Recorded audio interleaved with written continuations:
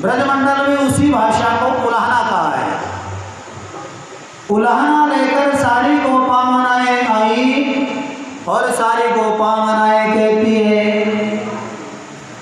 अरे यशोदा तेरे लाला को समझा ले। क्यों?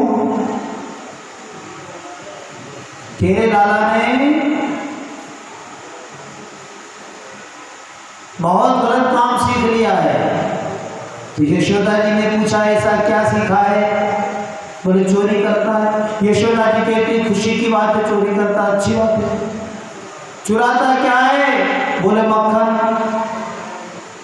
दही, दूध। यशोदा जी ने कहा तुम पागल हो गई हो। अरे नंद बाबा के घर 9 लाख गैया है, 1 करोड़ गैया है। कितनी? 1 करोड़ गैया थी नंद बाबा के घर।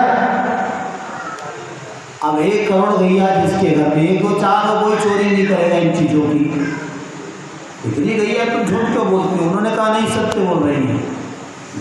तब एक गोपी कहती है कि बत्सार मुंचित उचित समय बिना समय के बछड़ा छोड़कर चला जाता है। दूसरी का इतना ही नहीं, मेरे घर जाता तो दूसरा काम करता। बोले क्या? बोले क्रोश संजात हासा, मेरे घर कुछ मिलता नहीं तो चिढ़ा के भागता, मुंह बनाता है। और जब ये मुंह बनाता है इतना क्रोध आता है किसको लगाऊं, पर ये हाथ नहीं आता है तो बढ़ता है कि बत्सार मुंचित क्वचित समय क्रोश संजात हासा स्तेयम स्वातया। और ये दधी पय, दधी माने दही, पय माने दूध, दूध घी के लिए ऐसा काम करता अच्छा नहीं लगता मुझे। और फिर तेरा बेटा है, तेरा जिसकी माँ का नाम यशोदा, यशोदा का मतलब जानते हो?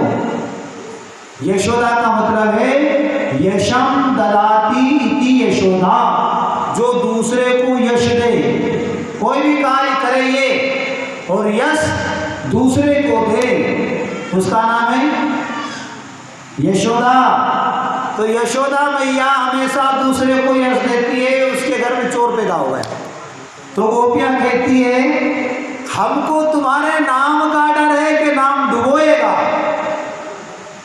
ऐसा बेटा हुआ और तुमने तो इसका नाम गुरु गर्गाचार्य से रखवाया है। फिर ये कौन सा संस्कार और इसके अंदर डाल दिया?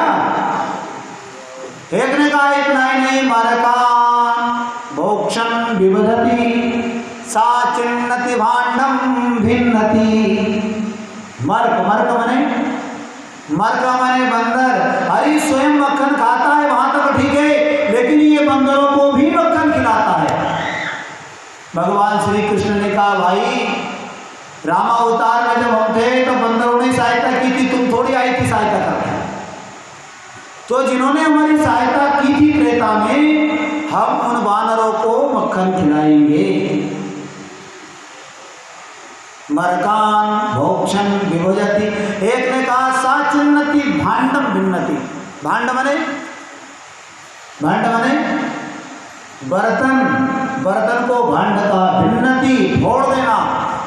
ये हमारे मिट्टी की जितनी भी बर्तन है सबको फोड़ जाता है। अब इससे कह दे खाता है कोई दिक्कत वाली बात नहीं है, खाने के बाद थाली फोड़ दोगे दिक्कत तो आएगी। गिलास फोड़ जाओगे, गिलास चुरा ले जाओगे, उठा ले जाओगे, दिक्कत आएगी या नहीं है? रोज की रोज कहाँ से लाना? एक दिन का काम चल जाए उसका तो रोज के काम था।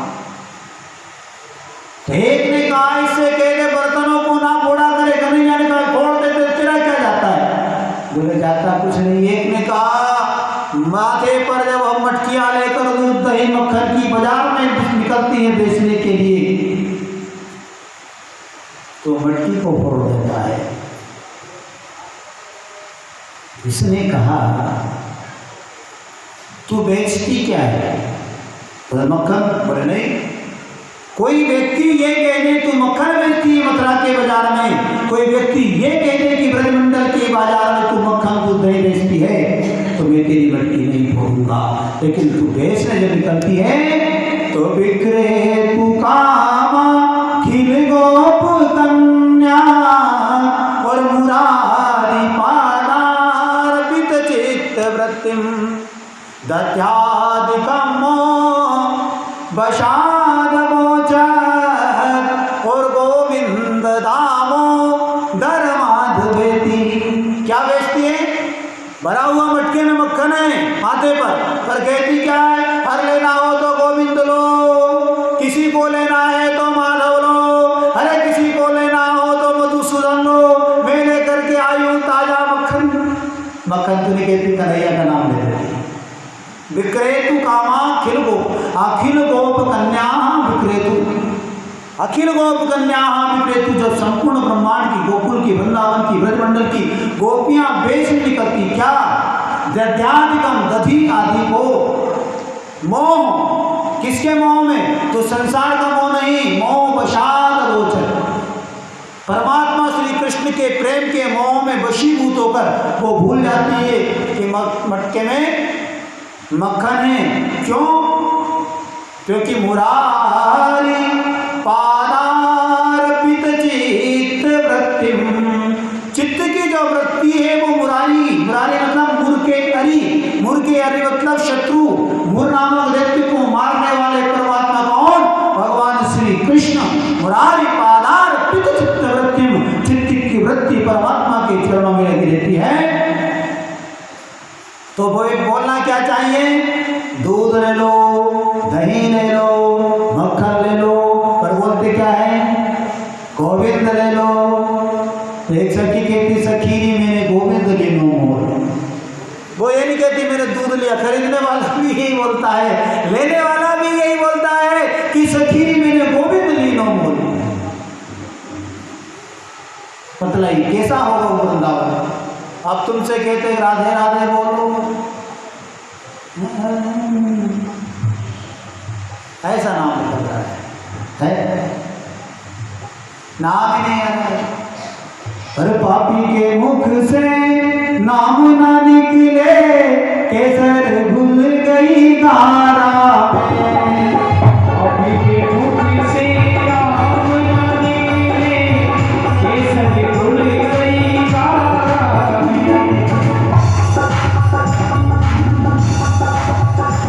तो ये नाम है परमात्मा का, ईश्वर का नाम बहुत ही मुश्किल से निकलता है प्यारे बंधुओं, सबके बस की बात नहीं। ये उन्हीं की बस की बात है जो उनसे प्रेम करते हैं। हमारा प्रेम तो संसार से है, ऐसी संसार की बात करेंगे हम। संसारी किसी साधु के पास जाओगे तो वो भगवान की ही बात करेगा, और किसी संसारी के पास जाओगे तो वो संसार की बात करें। गीतराज जटायु के पास कोई व्यक्ति गए, सब संसारी गए, तो आंखें बंद करके हारा हारा हारा, वो राम जप रहा है। संसारी गए, तो भाई क्या कर रहा है तू? जटायु ने कहा चुप रहो।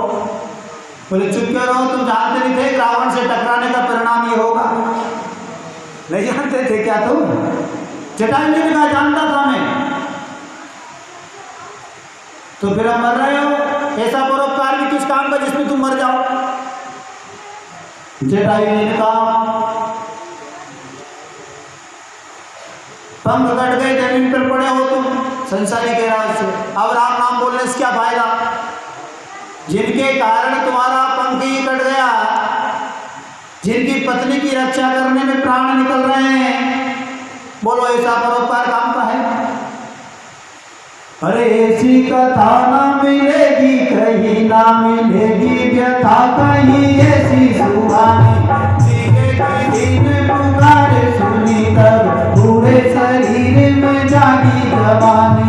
पंखु जटायु को गले उठा कर कहीं करुणानी भीटे प्रभुवानी। घायल भक्त लगा हंसने, भगवान की आंख में आ गया। श्री राम जय राम जय जय राम, श्री राम जय राम जय जय राम। तो ये जो कथा है, जटायु से कहा बोले तुम ऐसा क्यों कर रहे हो? जटायु ने कहा पंख कट गए तो क्या हुआ? पंख कटे तो जिम्मेवारी मेरी थी कि मैं भगवान के दर्शन के लिए जाऊं। आज पंख कट गए हैं तो जिम्मेदारी भगवान की है कि भगवान मेरे पास चल करके आए। क्यों? क्योंकि अब मेरे पंख नहीं। और यही बात काकुसुंडी जी से किसी ने पूछा कि ब्राह्मण थे, कौवा बना दिए, कैसा लग रहा है? क्या बन गए? कौवा बन गए।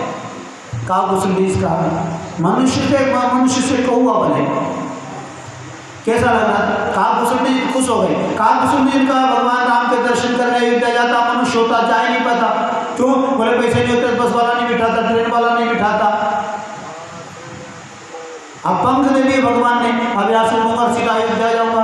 अयोध्या में राजा के घर में सबको एंट्री नहीं होती है, प्रवेश नहीं मिलता है, पर मैंने तो पंख उड़ करके जाकर सीधे दशरथ जी के आंगन में उतर जाऊंगा और वहां राम जी के दर्शन करूंगा।